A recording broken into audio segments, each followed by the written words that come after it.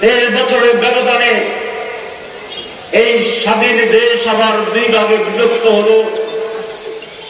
এই ভূখণ্ডে আরেকটি স্বাধীনতা যুদ্ধের মাধ্যমে নতুন পতাকা সৃষ্টি করেছিল,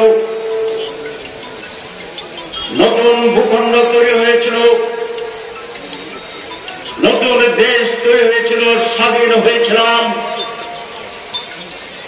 1971-এর 16 ডিসেম্বরে।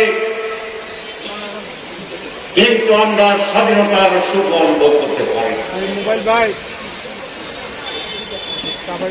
আমরা আবার লড়াই, সংগ্রাম, আন্দোলন, রক্ত,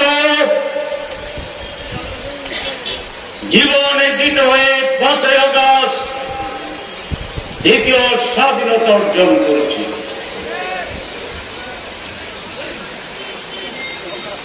নতুন বাংলাদেশ করার সুযোগ তৈরি হয়েছে। আমাদের প্রতিবেশী একটি বড় রাষ্ট্র এদেশের মানুষের বাংলাদেশের স্বাধীনতাকে স্বীকার করতে চায় না। যারা এদেশকে লুটপাট করেছে, কি দুর্ভাগ্য দেশ, এই কেমন দেশ যে দেশের শাসন ক্ষমতায় যারা থাকে তারা হাজার কোটি টাকা মানুষের লুণ্ঠন করে। এই কেমন দেশ যে দেশে হেলিকপ্টার থেকে নিজ দেশের মানুষকে গুলি করে হত্যা করে। এই কেমন দেশ যে দেশে নির্লজ্জভাবে ভোটার বিহীন দিন শেষে কাউকে নির্বাচিত না করে শাসন এবং শোষণ করে। এই কেমন দল, এই কেমন নেতৃত্ব যেখানে কোনো কিছুই কেউ মানছেন না। দুর্নীতি, আত্মসাৎ,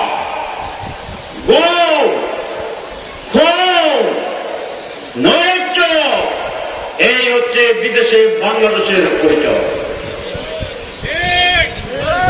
এর জন্য কি দায়ী বাংলাদেশের মানুষ, সাধারণ লোক, কৃষক, শ্রমিক?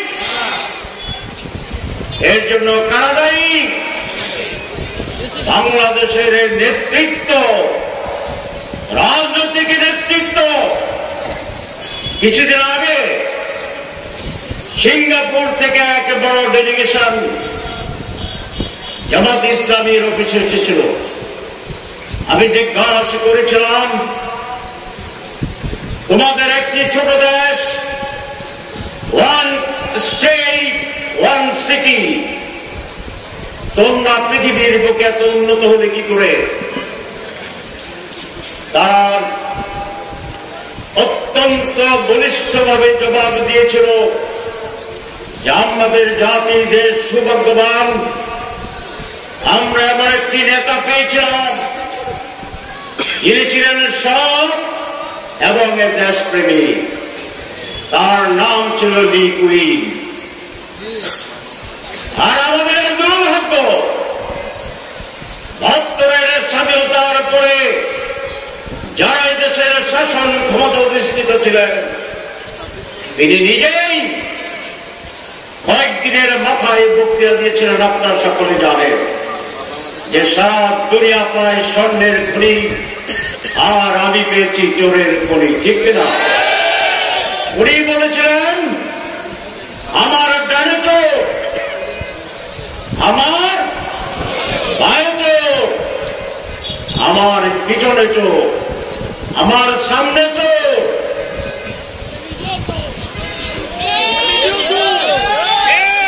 এক বক্তা তখন বলেছিলেন যে আপনি যদি আয়নার সামনে দাঁড়ান তাহলে কি দেখে?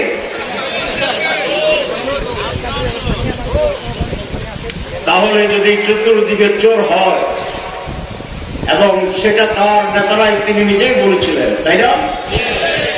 তৎকালীন জনসংখ্যা ছিল ৭.৫ কোটি, 7 কোটি মানুষের জন্য 7.5 কোটি কম্বল এসেছিল, আমারটা করো। আরেকজন বক্তা জবাব দিয়েছিল, যে সকল কম্বল আপনার দলের লোকেরা খেয়ে ফেলেছে, তাদের পেট অপারেশন করা যদি হয়, তাহলে এখনো পেটের ভিতরে কম্বল পাওয়া যাবে।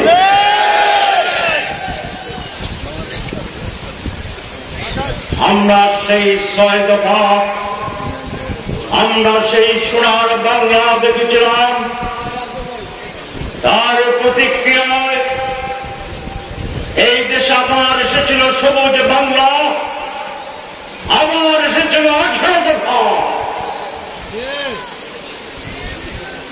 কিন্তু সেই 18 দফা আমাদের কি কোনো মুক্তি দিয়েছে? সেইটিও ব্যর্থতায় পর্যবেক্ষিত হয়েছে। 5 টাকার চাল 10 টাকা,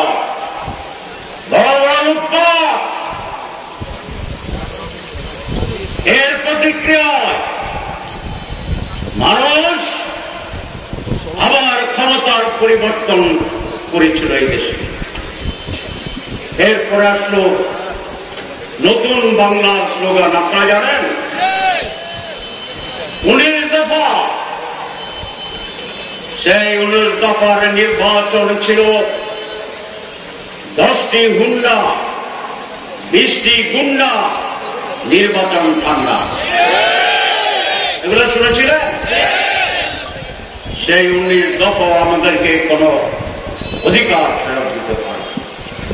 তাহলে 6 দফার বাংলাদেশ, 18 দফার বাংলাদেশ, 19 দফার বাংলাদেশ, সোনার বাংলার স্লোগান, সবুজ বাংলার স্লোগানে নতুন বাংলার স্লোগান, এই 54 বর্গ কিলোমিটার 18 কোটি মানুষের এই গর্বিত বাংলাদেশের সমস্যার সমাধান করতে পারেনি। আমি জানি আজকে জুমার দিন,